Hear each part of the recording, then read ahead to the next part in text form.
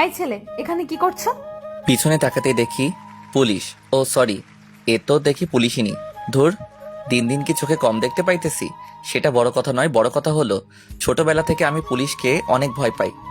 এত রাতে এখানে কি তোমার? মানে হয়েছে কি? মাহমুদ, জীবন বাঁচাতে চাস তো দে দৌড়, বলেই দৌড় শুরু করলাম। এই ছেলে, দৌড়াচ্ছিস কেন? ওই দাঁড়া বলছি। পুলিশই নিয়ে আমারও পিছন পিছন ছুটতে লাগলো।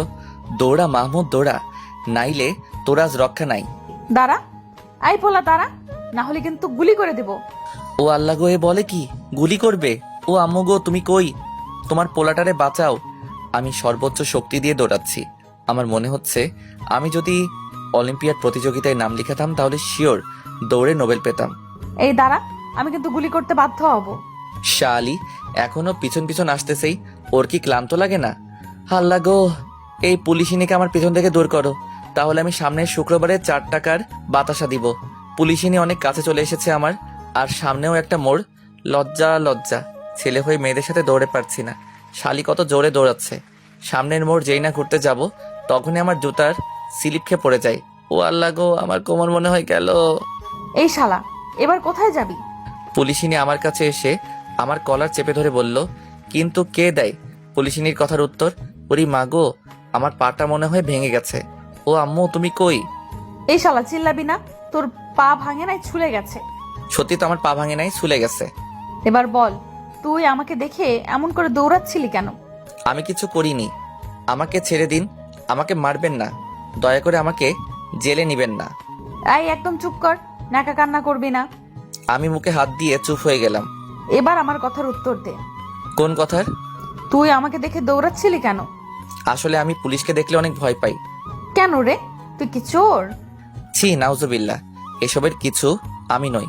আসলে পুলিশরা অনেক বদমেজাজি হয়। এই কি বললি? কিছু না, কিছু না।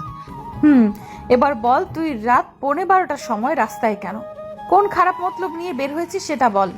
বিশ্বাস করুন, আমার কোনো খারাপ মতলব নাই। আমি তো টিউশনি করে বাসায় ফিরছিলাম। হেই, আমাকে দেখি কি তোর পাগল মনে হয়? এত রাতে কিসের টিউশনি? আসলে স্টুডেন্টের মা আমাকে রাতের খাবার না খাইয়ে ছাড়ছিল না, তাই আসতে এত দেরি হয়ে গেল। বিশ্বাস করুন, আমি কোনো চোর না। বুঝলাম। তবে তুই পুলিশকে দেখলে ভয় পাস কেন? আসলে আমি যখন 3য় শ্রেণীতে পড়ি তখন আমাদের পাশের বাসার এক আঙ্কেলকে পুলিশ অনেক মেরেছিল, আর তখন থেকে পুলিশকে অনেক ভয় পাই। কেন মেরেছিল? উনি নেশা করতো বলে। তুই কি নেশা করিস? ও মা, ছি, আমি অমন না। বুঝলাম। তা তোর নাম কি? জি, আমার নাম তানভীর মাহমুদ। এখন বাসায় যা, এবারের মতো পার পেয়ে গেলি। এরপর যেন তোকে এত রাতে এই রাস্তায় না দেখি।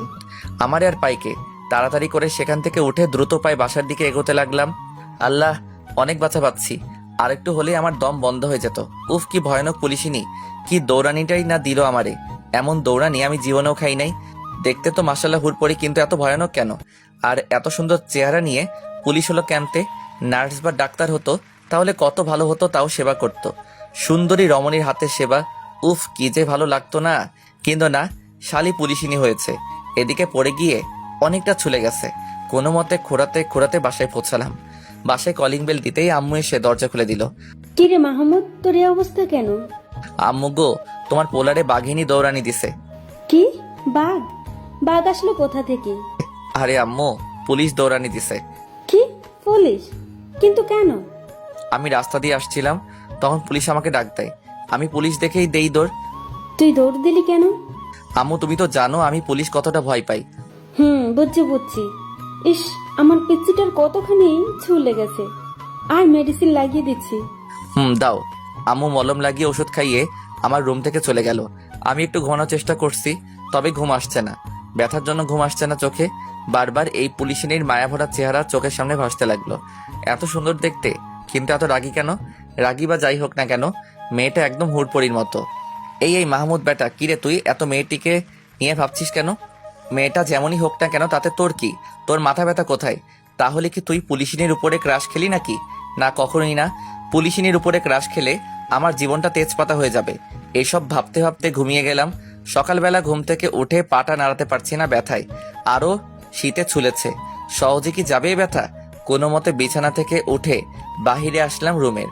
অনেক শীত পড়েছে, তাই গায়ে একটা চাদর জড়িয়ে চলে গেলাম মামার দোকানের সামনে। সেখানে গিয়ে দেখি সব হারামিরা বসে আছে, আমার কলিজার বন্ধুগুলা। আমি সবগুলারে দেখে খোরাতে খোরাতে ওদের কাছে রোদে গিয়ে দাঁড়ালাম।